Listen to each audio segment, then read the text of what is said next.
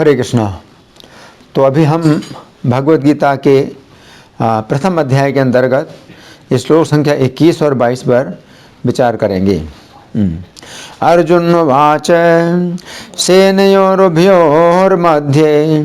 रथं स्थापयमेच्युत यावदेतान् निरीक्षेऽहं योद्धुकामान् अवस्थितान् कैर्मया सह योद्धव्यम् अस्मिन् रणसमुद्यमे।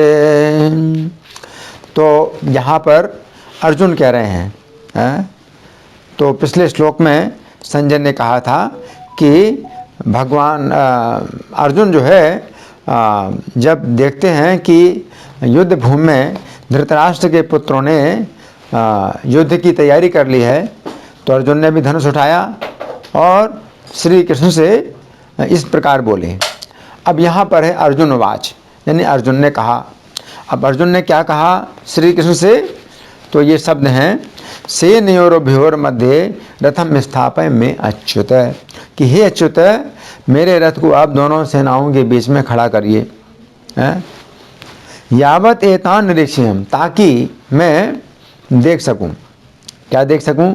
योद्धुकामान अवस्थितान, कि जो लोग युद्ध की कामना से यहाँ उपस्थित हैं। कैर्मया सह योद्धव्यम अस्मिन् रण समुद्यमे, तो इनमें से जो है मेरे साथ में किन लोगों का युद्ध करना उचित है, या मेरा किन किन लोगों के साथ युद्ध करना उचित है। तो अर्जुन इस प्रकार से विचार कर रहे हैं, भगवान कृष्ण से ये बात बोल रहे हैं। तो कृष्ण से अर्जुन ये कह रहे हैं कि मेरे रथ को दोनों सेनाओं के बीच में खड़ा करिए। तो दोनों सेनाओं के बीच में खड़ा करिए। क्यों दोनों सेनाओं के बीच में खड़ा करिए? ताकि अर्जुन देख पाए। अर्जुन को देखना है कि उनके पक्ष में कौन कौन लोग हैं और शत्रु पक्ष में कौन कौन लोग हैं। तो जब अर्जुन देख लेंगे कि अपने पक्ष में कौन कौन लोग हैं, तो इस तरह से अर्जुन विचार करेंगे कि उनको शत्रु पक्ष के किन किन लोगों के साथ युद्ध करना उचित है। तो अर्जुन अगर देख लेंगे अपने पक्ष में कौन कौन लोग हैं, तो वो ये भी देखेंगे कि अगर उनके पक्ष में कुछ ऐसे लोग हैं जिनका शत्रु पक्ष के कुछ लोगों के साथ युद्ध करना उचित है, तो फिर अर्जुन का उचित नहीं है। अर्जुन फिर युद्ध ना करे उनसे। अगर कोई बहुत सम्मानित व्यक्ति है शत्रु पक्ष में और अपने पक्ष में भी कोई सम्मानित व्यक्ति है, तो वो जो बड़े सीनियर लोग हैं वो सीनियर लोगों से युद्ध करें, तो मैं सीनियर से क्यों युद्ध करूं? तो अर्जुन इस प्रकार से सोच रहे हैं।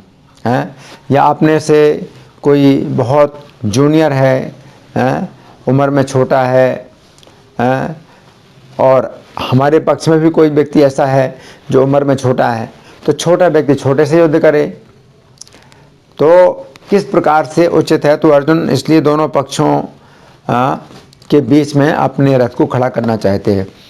अब हम सुनेंगे श्रील प्रभुपाद तात्पर्य में क्या लिखते हैं। श्रील प्रभुपाद की जय। यद्यपि श्री कृष्ण साक्षात भगवान हैं, साक्षात श्री भगवान हैं, किंतु वे अहेतु की कृपावश अपने मित्र की सेवा में लगे हुए थे। तो यहाँ प्रभुपाद क्या समझा रहे हैं कि अर्जुन ने जब कहा कि हे अच्युत मेरे रथ को दोनों सेनाओं के बीच में खड़ा करिए, तो इसका मतलब क्या है कि श्री कृष्ण अर्जुन के रथ सारथी बने हुए हैं। लेकिन वास्तव में श्री कृष्ण की स्थिति क्या है? साक्षात श्री भगवान है ना, साक्षात श्री भगवान हैं। तो वे सबके स्वामी हैं, अनंत ब्रह्मांडों के स्वामी हैं, लेकिन अहेतु की कृपावश अपने मित्र की सेवा में लगे हुए हैं। तो श्री कृष्ण की जो है ये अहेतु की कृपा है कि अर्जुन का रथ चला रहे हैं। श्री कृष्ण के ऊपर कोई ऐसा बंधन नहीं है कि वे अर्जुन का रथ चलाएं।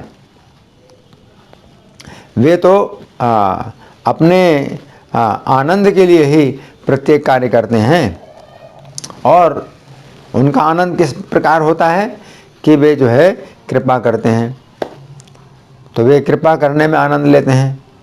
और वो कृपा कृष्ण की कैसी होती है? अहेतुकी होती है। अहेतुकी का मतलब है कि उसमें कृष्ण को कुछ भी बदले में नहीं लेना है, कृष्ण को कुछ आवश्यकता ही नहीं है। अगर हम और आप किसी का कुछ काम करते हैं तो हम सोचते हैं, आप सोचते हैं कि भाई बदले में मुझे भी कुछ इससे उपकार होना चाहिए। हम किसी का उपकार करते हैं तो हम सोचते हैं बदले में ये भी हमारा उपकार करे, है ना। लेकिन कृष्ण अगर अर्जुन का रथ चला रहे हैं तो कृष्ण के लिए कुछ ऐसा नहीं है, कि वो सोचें कि अर्जुन से उनका भी कुछ काम निकलेगा। क्यों? श्री कृष्ण को किसी की कोई सहायता की आवश्यकता नहीं है, श्री कृष्ण को किसी की कृपा की आवश्यकता नहीं है, सर्वशक्तिमान है। तो वे अर्जुन का रथ चला रहे हैं तो यह अहेतु की कृपा ही है, इसमें कोई जो है हेतु नहीं है। अगर मैं आपके ऊपर कुछ कृपा करता हूँ तो उसमें कुछ हेतु होता है कि भाई आप भी मेरे ऊपर कुछ कृपा करोगे, आप भी मेरा कुछ उपकार करोगे, तो हमेशा कुछ ना कुछ हेतु रहता है।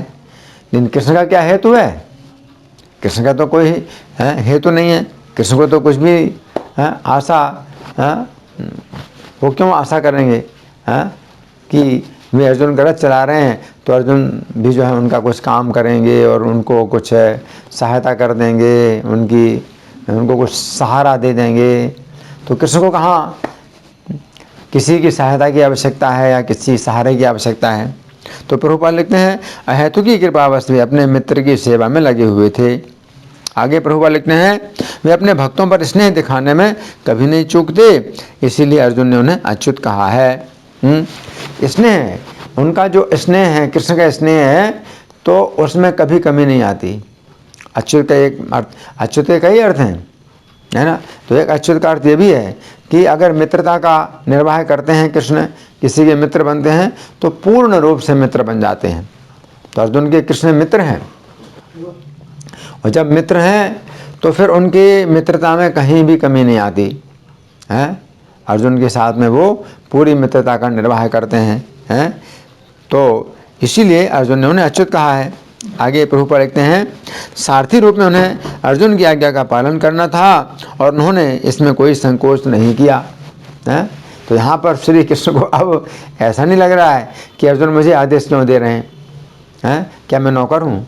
नहीं, अगर कृष्ण सारथी बने हुए हैं तो अब वो जो है ये नहीं सोचते हैं कि ये कहाँ से जो है मेरे ऊपर ये आदेश कर रहे हैं, अर्जुन मेरे ऊपर क्यों आदेश कर रहे हैं, मैं क्या इनका सारथी हूँ, मैं क्या इनका नौकर हूँ? नहीं, अभी तो वो जो है अर्जुन के सारथी हैं। तो अर्जुन आदेश देंगे तो कृष्ण उसी प्रकार कार्य करेंगे।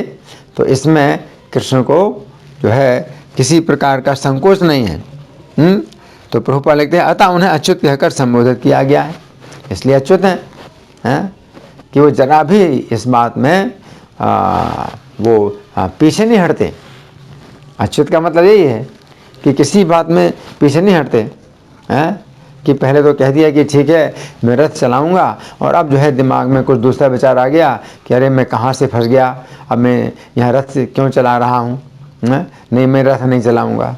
तो ऐसे ही लोग होते हैं, तो कई प्रकार के लोग होते हैं और लोग कह देते हैं कि हाँ मैं ये काम करूँगा वो काम करूँगा, नो प्रॉब्लम नो प्रॉब्लम, इस तरह से बोलते हैं। लेकिन जब काम शुरू होता है तो फिर प्रॉब्लम आ जाती है, और बताते कुछ नहीं है और फिर झुंझलाते हैं, तो फिर झुंझलाते हैं, फिर भार समझ के करते हैं। लेकिन यहाँ पर श्री कृष्ण ऐसे नहीं है। तो उन्होंने आगे प्रभुपाद लिखते हैं कि यद्यपि उन्होंने अपने भक्त का सारथी पद स्वीकार किया था किंतु इससे उनकी परम स्थिति अक्षुण्ण बनी रही। ये भी अच्युत, अच्युत का मतलब है कि उनकी स्थिति में कोई कमी नहीं है, उनके सम्मान में कोई कमी नहीं है। जितने देवता हैं तो श्री कृष्ण के लीला को देखने के लिए देवता लोग जो है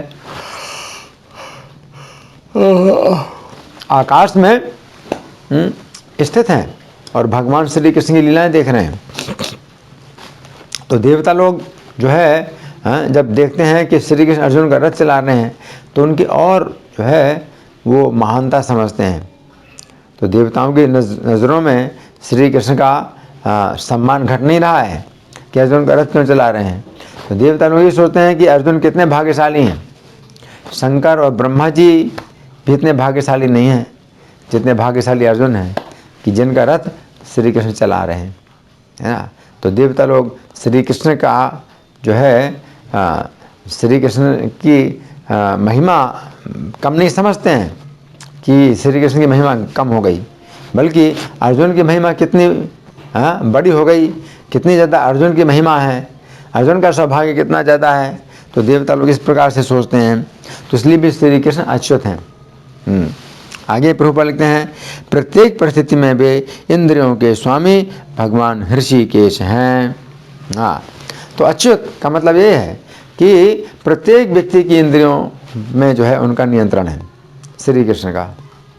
तो ऐसा नहीं समझना है कि अगर अर्जुन के सारथी बन गए तो अब जो है उनका नियंत्रण नहीं है। उनका नियंत्रण सबके ऊपर है, प्रत्येक व्यक्ति की इंद्रियों पर नियंत्रण है, वे ऋषिकेश हैं। आगे प्रभुपाद लिखते हैं, भगवान तथा उनके सेवक का संबंध अत्यंत मधुर एवं दिव्य होता है। तो ये जो है मधुर और दिव्य संबंध है। क्या मधुर और दिव्य संबंध है कि भगवान अपने सेवक की सेवा कर रहे हैं। इस भौतिक संसार में ऐसा नहीं होता है। भौतिक संसार में सेवक और स्वामी के बीच में बड़े कटु संबंध होते हैं। क्यों? क्योंकि सेवक सोचता है कि कितना अधिक मैं अपने स्वामी का शोषण कर लूँ, काम कम करूँ और पैसे ज़्यादा ले लूँ। और जो स्वामी है तो वो सोचता है हमेशा कि मैं किस तरह से अपने सेवक का शोषण करूं, कि काम ज़्यादा करा लूं और पैसे कम दूं। तो इस प्रकार से जो है कटुता के संबंध होते हैं, स्वामी और सेवक के बीच में कटुता के संबंध होते हैं। लेकिन श्री कृष्ण जो है स्वामी हैं, अर्जुन उनके सेवक हैं, लेकिन ये संबंध जो है कितने मधुर और दिव्य हैं, कितने मधुर और दिव्य हैं, कि सेवक जो है स्वामी के लिए सोचता है कि मैं कितना उनको सुख प्रदान करूं, और जो स्वामी है वो सेवक को सुख प्रदान करने के लिए सोचते हैं कि कितना मेरे सेवक को सुख मिले। तो ये कहता है, ये कहा जाता है अत्यंत मधुर संबंध है और दिव्य संबंध है। आगे प्रभुपाद लिखते हैं, सेवक स्वामी की सेवा करने के लिए सदैव उद्यत रहता है और भगवान भी भक्ति की कुछ न कुछ सेवा करने की कोशिश में रहते हैं। तो ये है परस्पर, तो एक दूसरे को जो है सुख पहुंचाते हैं। आगे प्रभुपाद लिखते हैं, वे इसमें विशेष आनंद का अनुभव करते हैं कि वे स्वयं आज्ञादाता ना बने, अपितु तो उनके शुद्ध भक्त उन्हें आज्ञा दें, है ना। तो अर्जुन जब आज्ञा दे रहे हैं भगवान को कि मेरे रथ को दोनों सेनाओं के बीच में खड़ा करिए, तो भगवान को जो है अच्छा लगता है, भगवान को अच्छा लगता है। आगे प्रभुपाद लिखते हैं, चूँकि वे स्वामी हैं अतः सभी लोग उनके आज्ञा पालक हैं और उनके ऊपर उनको आज्ञा देने वाला कोई नहीं है। हाँ, तो भगवान के ऊपर कौन है? ना उनके कोई समान है, ना उनसे बढ़कर है, और उनकी जो है जो महिमा और उनका जो नियंत्रण है वो सबके ऊपर है।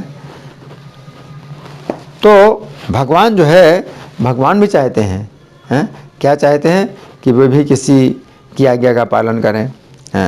तो आगे प्रभुपाद लिखते हैं, क्योंकि जब वे देखते हैं कि उनका शुद्ध भक्त आज्ञा दे रहा है तो उन्हें दिव्य आनंद मिलता है, यद्यपि वे समस्त परिस्थितियों में अच्युत रहने वाले हैं। तो भगवान को अच्छा लगता है, सेवक जो है आज्ञा देता है भगवान को, तो भगवान को अच्छा लगता है।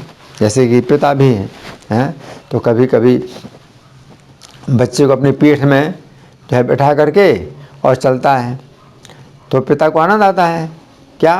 बच्चे को अपनी पीठ में बैठा करके चलने में, और बच्चा कहता है हे मेरे घोड़े इधर चल उधर चल, तो पिता जो है घोड़ा बन करके और अपने बच्चे को जो है मतलब चलता है। तो इस तरह से जबकि वो अच्युत हैं, भगवान अच्युत हैं, है ना। आगे प्रभुपाद लिखते हैं, भगवान का शुद्ध भक्त होने के कारण अर्जुन को अपने बंधु बांधवों से युद्ध करने की तनिक भी इच्छा ना थी। हाँ, तो ये अर्जुन की महानता है, अर्जुन का बहुत बड़ा गुण है कि वे अपने बंधु बांधवों से युद्ध नहीं करना चाहते हैं। वे नहीं चाहते कि राज्य के लिए अपने बंधुओं की हत्या करें, अपने स्वजनों की हत्या करें, हैं। लेकिन जो उनके स्वजन हैं, जो धृतराष्ट्र के पुत्र हैं, तो इनके अंदर ईर्ष्या बचपन से ही भरी हुई है, तो वास्तव में वो शत्रु हैं। तो भगवान का ये कहना है कि ये तुम्हारे स्वजन नहीं हैं, ये तुम्हारे शत्रु हैं, इनको तुम अपना स्वजन मत समझो, हैं। तो अर्जुन इनसे युद्ध नहीं करना चाहते हैं, ये राज्य के कारण।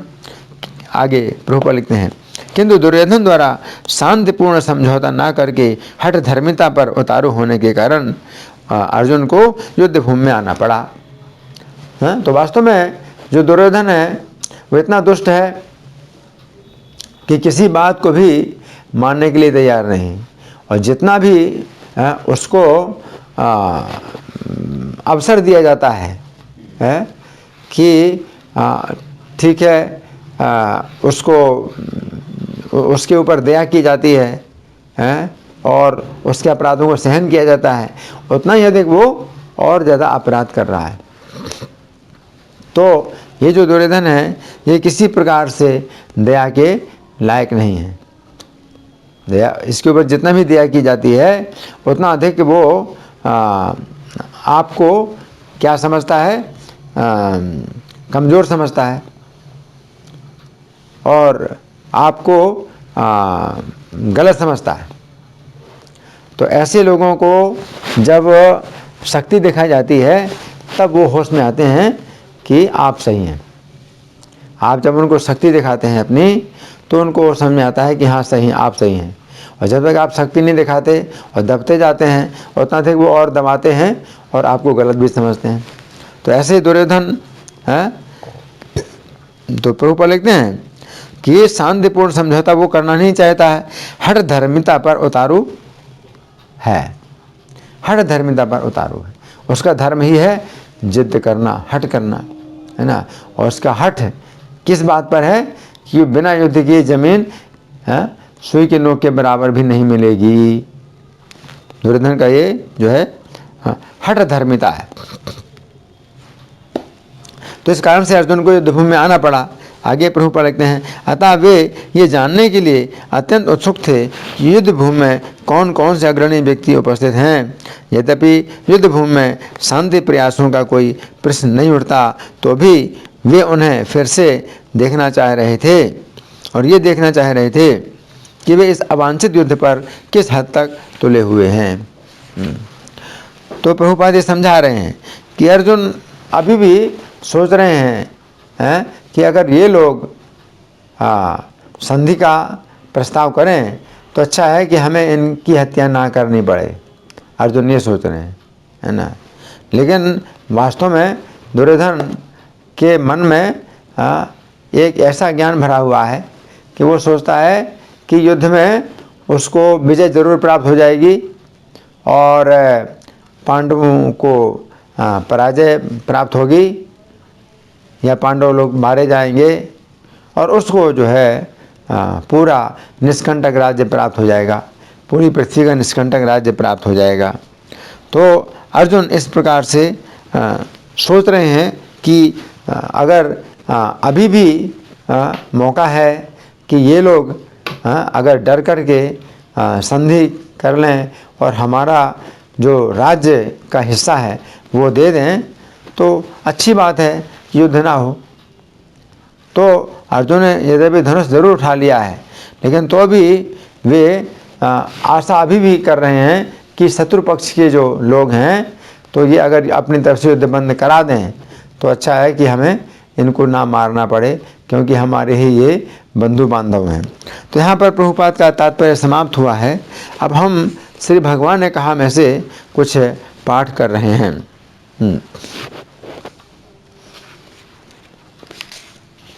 इन श्लोकों में अर्जुन कह रहे हैं कि यहाँ पर जितने लोग युद्ध करने की इच्छा से आए हैं, उनमें से मैं ये देखना चाहता हूँ कि किस किस के साथ मेरा युद्ध करना उचित है। तो यहाँ पर अर्जुन ने शब्द प्रयोग किया है योद्धव्यम। इसका अर्थ है कि यद्यपि यहाँ पर युद्ध करने की इच्छा से बहुत से लोग आए हैं, परंतु अर्जुन ये देखना चाहते हैं कि उनमें से किन के साथ अर्जुन का युद्ध करना उचित है तथा किन के साथ उनका युद्ध करना अनुचित है। चूँकि अर्जुन श्री कृष्ण के भक्त हैं, इसलिए वे विचार कर रहे हैं कि क्या करना उचित है तथा क्या करना उचित नहीं है। अर्जुन का विचार था कि भीष्म द्रोण जैसे गुरुजनों के साथ उनका युद्ध करना किसी भी प्रकार उचित नहीं है। इसके अतिरिक्त अर्जुन ने यह भी सोचा कि दुर्योधन आदि जो उनके दुष्ट भाई हैं, उनके साथ भी उनका युद्ध करना उचित नहीं है। परंतु दुर्योधन के अन्याय का समर्थन करने वाले और भी जो लोग आए हैं, उनमें से कुछ तो ऐसे अवश्य ही होंगे जिनके साथ अर्जुन का युद्ध करना उचित होगा। अर्जुन ने यह नहीं सोचा था कि शत्रु सेना में जितने लोग आए हैं, उनमें से बहुत से लोगों के साथ अर्जुन के दूर के अथवा समीप के पारिवारिक संबंध होंगे। इन शब्दों से पता चलता है कि अर्जुन के मन में राज्य प्राप्ति के लिए युद्ध करने की इच्छा न थी। यद्यपि अर्जुन क्षत्रिय होने के कारण युद्ध से भयभीत नहीं है, परंतु फिर भी युद्ध में विशेष उत्साह भी नहीं है।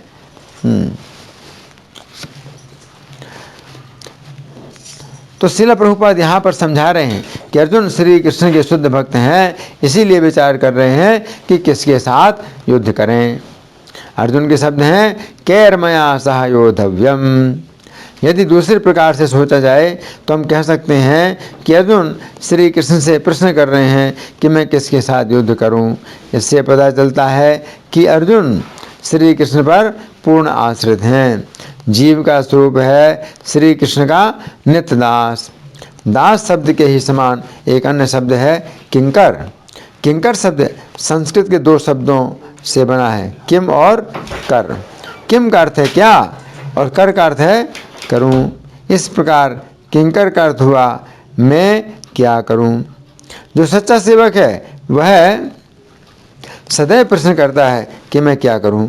यद्यपि अर्जुन यहाँ पर स्वतंत्र योद्धा के रूप में अपने रथ पर बैठे हैं और श्री कृष्ण उनके आदेश से रथ चला रहे हैं, परंतु फिर भी अर्जुन कभी अपना स्वतंत्र निर्णय नहीं कर सकते।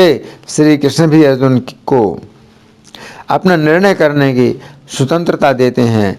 गीता का उपदेश देने के उपरांत श्री कृष्ण 18वें अध्याय के 63वें श्लोक में कहते हैं यथेच्छसि तथा कुरु, अर्थात तुम्हारी जो इच्छा हो वैसा करो। परंतु फिर उत्तर में अर्जुन ने श्री कृष्ण से कहा करिष्ये वचनम तव, अर्थात मैं आपके आदेश का पालन करूँगा। इस प्रकार हमें शिक्षा मिलती है कि यद्यपि श्री कृष्ण जीव को अपनी इच्छानुसार कार्य करने की स्वतंत्रता देते हैं, परंतु फिर भी जीव का कर्तव्य है कि वो अपनी पूरी स्वतंत्रता श्री कृष्ण को अर्पित करे तथा प्रार्थना करे हे नाथ मैं आपका दास हूँ, कृपया मुझे आदेश दीजिए कि मैं क्या करूं। यही भाव हरे कृष्ण महामंत्र के कीर्तन में भी प्राप्त होता है। हे भगवान तथा हे भगवान की आह्लादनी शक्ति राधा रानी, कृपया मुझे अपनी सेवा में लगाइए। तो इस तरह से हमने कुछ बातें इस श्लोक के संबंध में श्री भगवान ने कहा से पढ़ करके सुनाई। तो यहाँ पर अर्जुन श्री कृष्ण को जो अच्युत कह रहे हैं, तो इसमें बहुत गहरे अर्थ निकलते हैं कि अच्युत कैसे हैं। तो श्री कृष्ण अच्युत हैं तो किसी भी कार्य में वो चूकते नहीं हैं। ये भौतिक संसार में हमारी जो इंद्रियां हैं तो इनमें इतनी क्षमता नहीं है कि किसी कार्य के लिए एकदम से निर्णय कर लें, ऐसी क्षमता नहीं है। लेकिन कृष्ण के पास ऐसी क्षमता है कि वो तुरंत ही निर्णय कर सकते हैं। और श्री कृष्ण अर्जुन की रक्षा अगर कर रहे हैं तो इतने तत्पर हैं कि कभी भी ऐसा नहीं हो सकता है कि अर्जुन असावधानी श्री कृष्ण की असावधानी से अर्जुन का कोई अनिष्ट हो जाए। श्री कृष्ण अर्जुन के रथ को चला रहे हैं हैं, लेकिन वे इतने सावधान हैं कि जरा भी उनसे लापरवाही नहीं होती। जैसे कि महाभारत के युद्ध में वर्णन आता है कि कर्ण ने जो है अपने तरकश से बाण निकाला, तो उसने बाण को साधा था। कैसे साधा था? अर्जुन के गले में, अर्जुन के गले में वो बाण जो है मारना था, तो उसने निशाना साधा अर्जुन के गले में बाण मारने के लिए। और श्री कृष्ण इतने सचेत हैं, सारथी इतने ज़्यादा जागरूक हैं श्री कृष्ण कि वे समझ गए। क्या समझ गए? कि अर्जुन के गले में ये कर्ण जो है बाण मारना चाहता है, और ये बाण जो है वास्तव में बाण नहीं है, ये अश्वसेन नाम का सर्प है जो बाण बन करके अर्जुन के कर्ण के तरकस में घुस गया। तो कर्ण को भी पता नहीं कि ये जो है बड़ा भयानक ये सांप है, और जब कर्ण छोड़ेगा वो बाण अर्जुन के गर्दन में, तो ये सांप जो है अपनी विष के द्वारा अर्जुन के गले को ख़त्म कर देगा। तो ये बात ना तो अर्जुन समझ पाए ना कर्ण समझ पाए, लेकिन कृष्ण अच्युत हैं इसलिए वे समझ गए। और उन्होंने उसी समय क्या किया कि अपने पैर के अंगूठे को थोड़ा सा रथ के ऊपर दबा दिया है। देखिए अभी रथ में कोई दबाव नहीं आ रहा है, कृष्ण ने जो है अपने पैर के अंगूठे को तैयार कर लिया है कि जैसे ही कर्ण बाण छोड़ेगा वे जो है रथ को दबा देंगे। और हुआ ये, जैसे ही कर्ण ने बाण छोड़ा कृष्ण ने रथ को अपने पैर के अंगूठे से दबा दिया, तो घोड़े बैठ गए, रथ नीचे आ गया, और अर्जुन का जो है गले में जो बाण लगना था वो बाण लगा अर्जुन के मुकुट में। अर्जुन के मुकुट में बाण लगा, और वो मुकुट जो है जलता हुआ, क्योंकि सांप ने उसमें ही मतलब मारा ना अपना जहर, तो मुकुट जो है जलता हुआ अर्जुन के सिर से उतर करके नीचे गिर गया। अर्जुन की कितनी रक्षा हो गई। तो कृष्ण अच्युत हैं, इतने जो है तैयार और जागरूक हैं, सचेत हैं कि एक सेकंड की भी गलती नहीं होती। एक सेकंड की भी गलती अगर हो जाती तो अर्जुन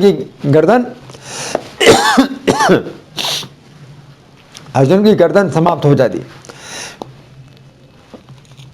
लेकिन कृष्ण इतने जागरूक कि अर्जुन की रक्षा हो गई। तो यहाँ पर अर्जुन ने जो अच्युत कहा है, तो इससे ये पता चलता है कि श्री कृष्ण के कार्य में कभी लापरवाही नहीं होती। धन्यवाद। हरे कृष्णा।